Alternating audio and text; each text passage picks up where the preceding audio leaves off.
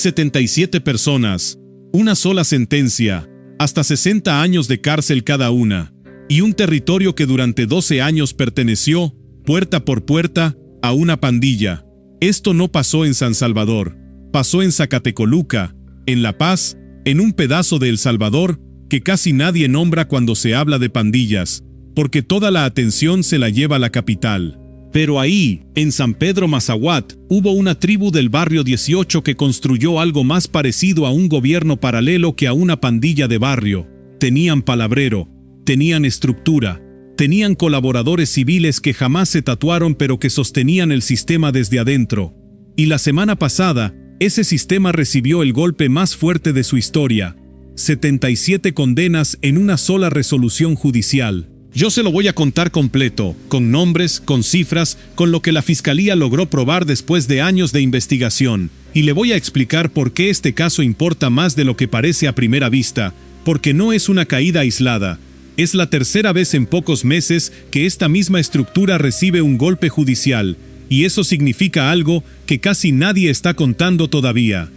Si usted es de los que sienten que hierve la sangre cuando recuerda lo que estas estructuras le hicieron a comunidades enteras en El Salvador durante años, las extorsiones, los desplazamientos forzados, las familias que tuvieron que abandonar su casa porque alguien con un apodo decidió que esa tierra ya no era suya, suscríbase ahora mismo al canal. Aquí documentamos estos casos con la seriedad que merecen, sin minimizar el daño y sin inventar nada que no esté en el expediente.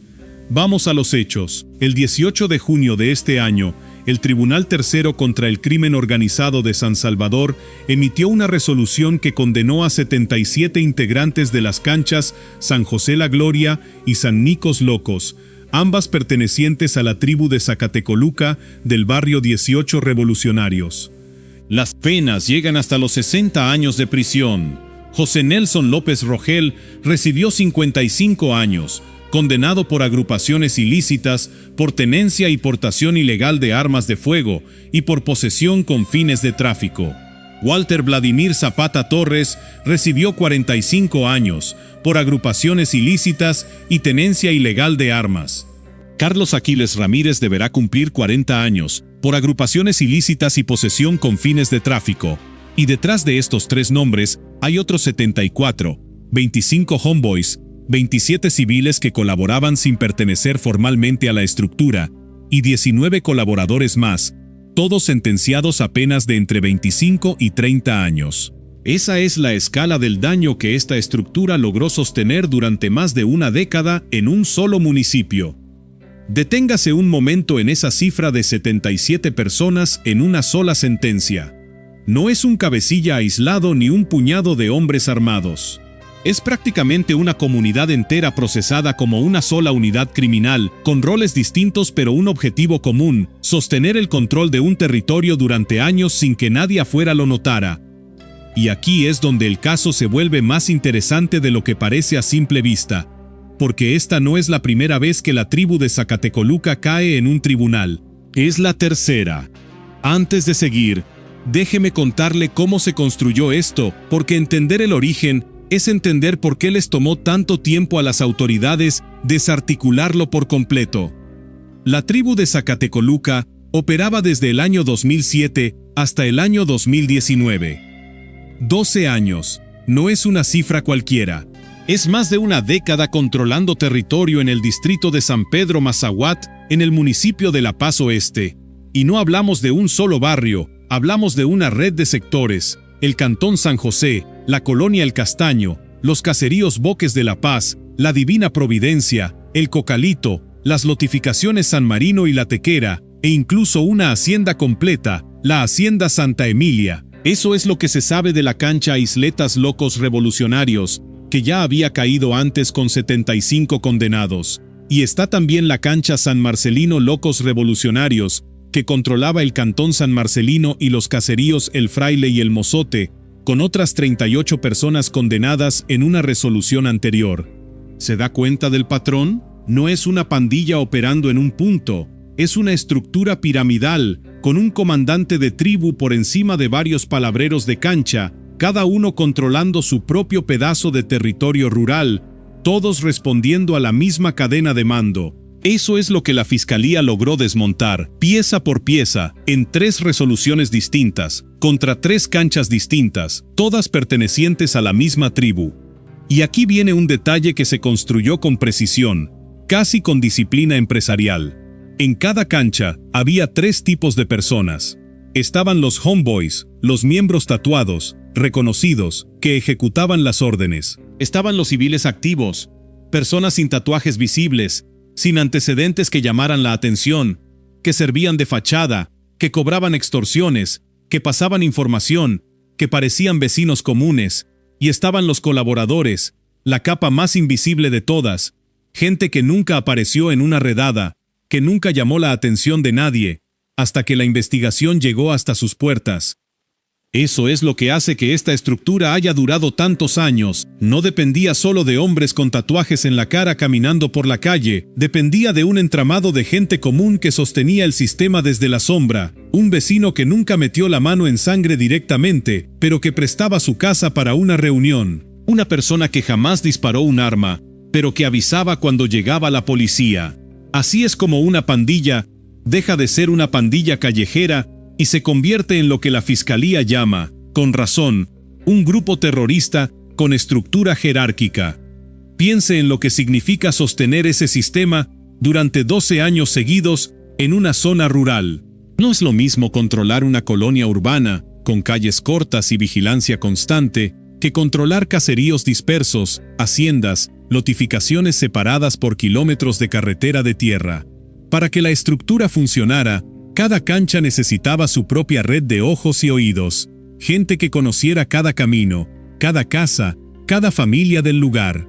Eso explica por qué la investigación tardó tanto en completarse y por qué terminó dividida en 3 resoluciones distintas en lugar de una sola. La Fiscalía no estaba persiguiendo a un grupo compacto, estaba desenredando una red que se extendía por todo un distrito.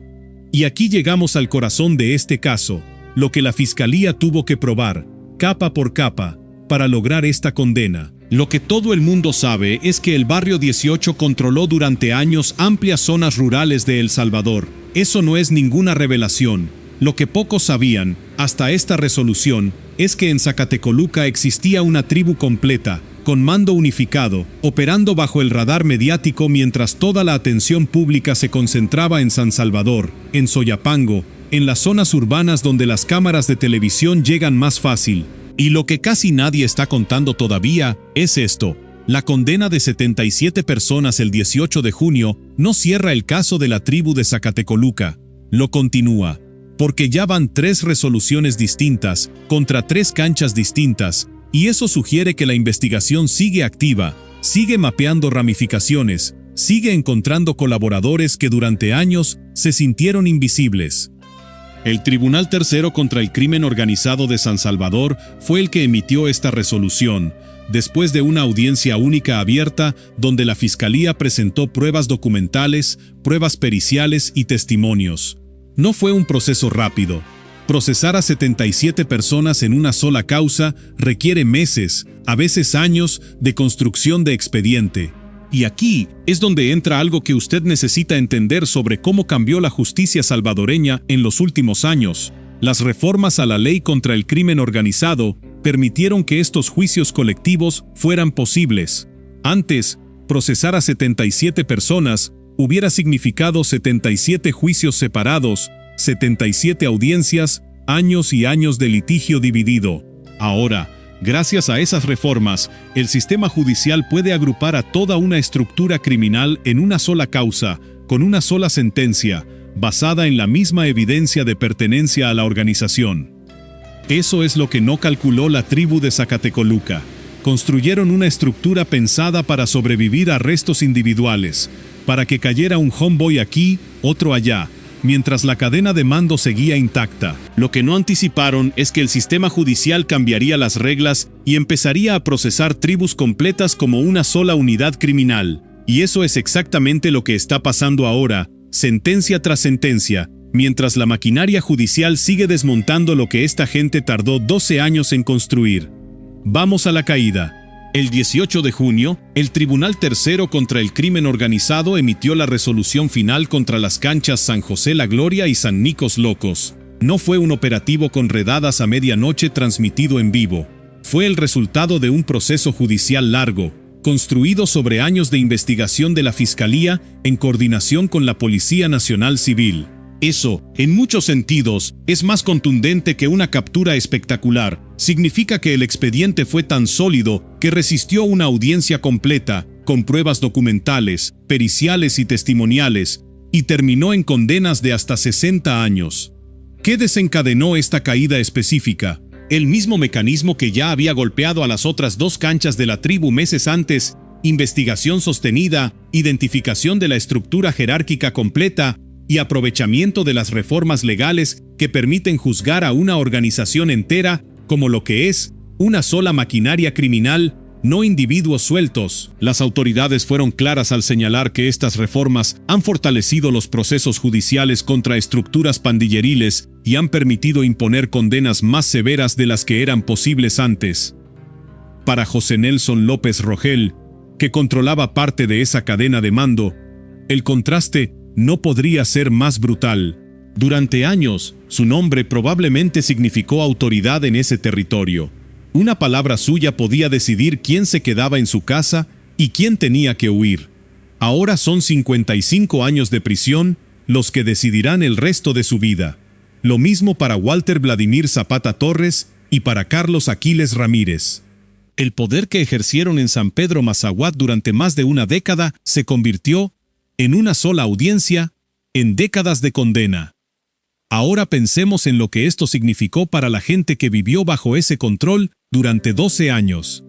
No tenemos los nombres de las víctimas, y no los vamos a inventar, porque el expediente no los hace públicos, y por seguridad no corresponde especularlos.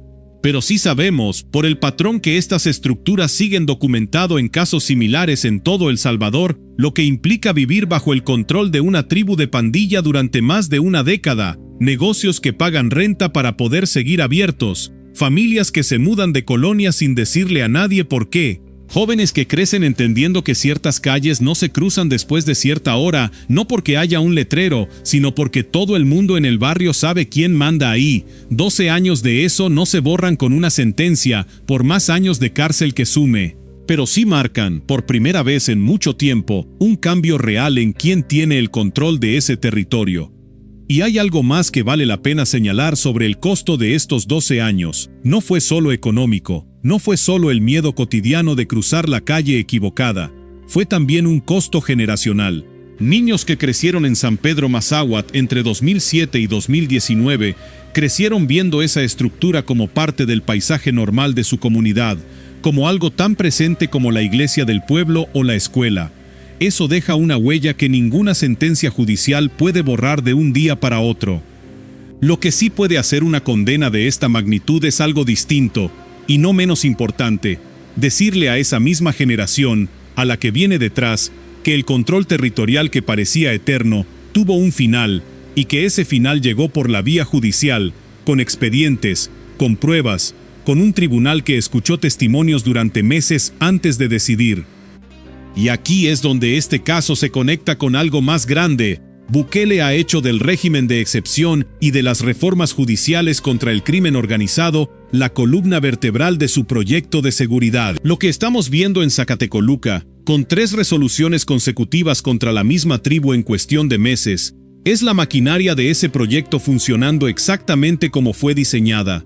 No solo capturar a quien dispara el arma, sino desmontar la estructura completa, capa por capa, hasta los colaboradores que nunca se mancharon las manos directamente. Eso es lo que cambió estructuralmente para que casos como este pudieran cerrarse con condenas de 60 años en lugar de procesos eternos contra individuos sueltos. Pero, y esto es importante decirlo con honestidad, el caso no está cerrado del todo. 3 canchas de la misma tribu ya cayeron.